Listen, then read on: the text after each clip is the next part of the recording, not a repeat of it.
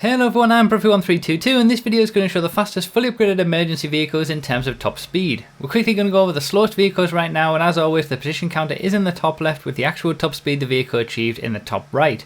This video only focuses on straight line performance, so if you're interested in racing where braking, cornering and acceleration are all relevant, check the link in the description for the lap time testing series.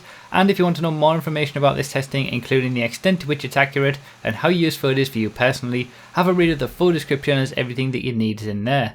This video lists all vehicles and is correct as of the after hours update. For vehicles added after that or other classes of cars, check the playlist linked in the second line of the description, and feel free to check out my Patreon or become a YouTube member if you want to get these testing results a few days before the videos go up every Thursday.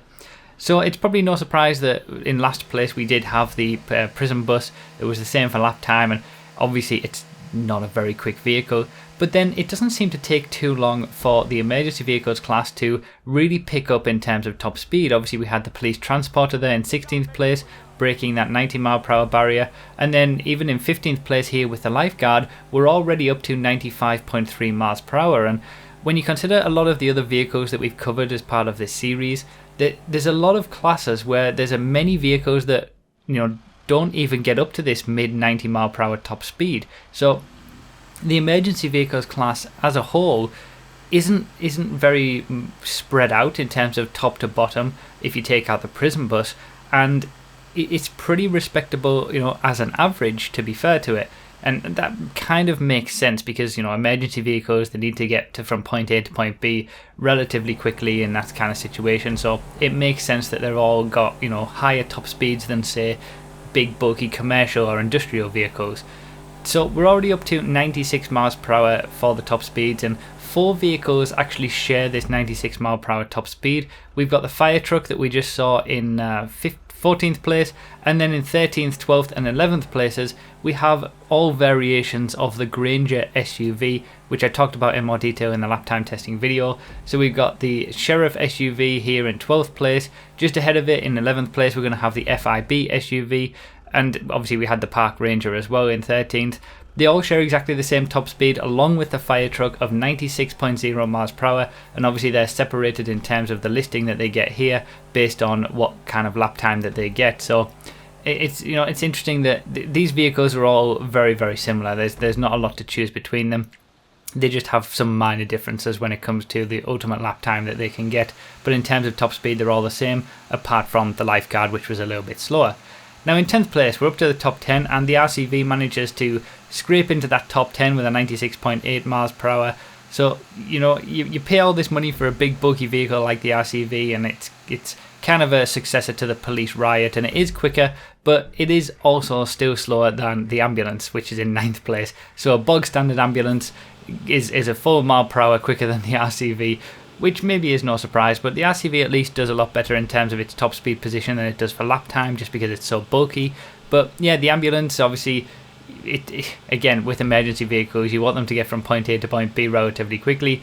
We're not talking about supercar levels of top speed, but it's not too bad. And as we come into 8th place here with the very unique Police Road Cruiser, one of 2 unique vehicles along with the Police Rancher that you can find in the prologue, whereas the rest of them are just basically reskinned versions of vehicles we have already. We've already broken that 100 mile per hour barrier, and there's some classes in the game that very, very few vehicles do that, so it's pretty impressive. Having said that, in 7th place we've got the police bike. So as good as the police bike did in terms of lap time, it's only down in 7th place, doesn't even make the top 5 when it comes to top speed. And the reason for that is that its lap time mainly comes from how good it is around the corners, because bikes in general in this game are quite good in terms of keeping high cornering speeds, and you can't really wheelie very much with the police bike. It's just not that kind of bike where you can get that front wheel off the ground. Obviously, as we all know, wheeling with bikes makes them a lot quicker in terms of acceleration and top speed, and you just can't really do that with the police bike. So it kind of opens it up for the emergency vehicles, the classic emergency vehicles in terms of the cars, to see which was going to be in the top spot, because the police bike is now out of the running in 7th place. In 6th place, just ahead of the police bike, we have the Sheriff Cruiser with a 101.8 mile per hour top speed. Just missing out on the top 5, which the 5th place is held by the unmarked Cruiser with 102.8 mile per hour top speed. So again, these very similar cars, all in very similar areas. these sort of the Sheriff Cruiser, the unmarked Cruiser, they share very similar body styles. And then in fourth place, we're going to have the Stanier version, or what is dubbed the Stanier version of the Police Cruiser. Like I mentioned, I explained all this in the lap time testing video. There's 3 versions of vehicle that are all called Police Cruiser. The Stanier version has the same top speed as the unmarked Cruiser. So again, as we saw with the sort of different style of Granger SUVs earlier on, these similar style sedan style cruisers all have very similar top speeds too, and are all in the same area. So we move on to the top 3 now, and in third place we've got the FIB. Again, modelled on the sort of a Buffalo. The FIB gets a top speed of 105.8 miles per hour, and we've got to remember that all of these vehicles are not upgraded. So this is without turbo, transmission, acceleration, because you can't get those on these vehicles under normal circumstances. There's no way for you to apply them, take them out into the world, so I don't test with them. Second place falls to the Police Cruiser Buffalo version with a top speed of 107.5 miles per hour, just 2 or so miles per hour quicker than the FIB version of the Buffalo, and that only leaves obviously one vehicle left for the number 1 spot. It was number 1 in terms of lap time. It is also number 1 in terms of top speed, and it's underlining how impressive it is as a stock vehicle. It is of course the Interceptor version of the Police Cruiser with a top speed of 109.3 miles per hour. At this point, feel free to subscribe if you haven't already for new testing videos every Thursday and update videos when new cars are released, and check out other classes in the playlist. But yeah, the Interceptor version of the Police Cruiser, 109.3 miles per hour it's impressive. It's impressive for a completely stock vehicle.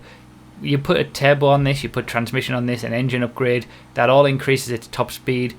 And again, as in similar way to how it is for lap time, it would be competing with it's the mid-level of sports cars. So it's a pretty quick vehicle, and I've just put the comparison here between these 2 vehicles because these are the 2 most common vehicles that you're going to see in GTA Online. So if you have both of these options available, if you just need to get a car and get away from the police quickly, obviously the Interceptor is the better one to go for.